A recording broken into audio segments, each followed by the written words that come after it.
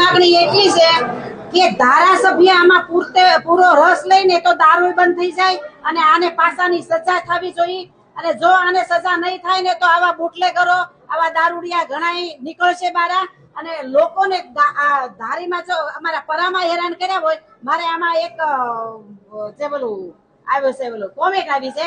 કોમેન્ટમાં એવું કે વેકરિયાપરાના ખેડૂતો માથે ઈ કે જો આવી રીતે થતું હોય તો અમારા ગામડાના ખેડૂતોની શું દશા થાય। વેકરિયાપરા તો કે મિની ગાંધીનગર ગણાતું હોય અને એમાં જો આવી સજા આવી રીતે થતા હોય, લોકોને હેરાન કરતા હોય, મારતા હોય તો અમારા ગામડાવાળા ખેડૂતોને શું કરવાનું।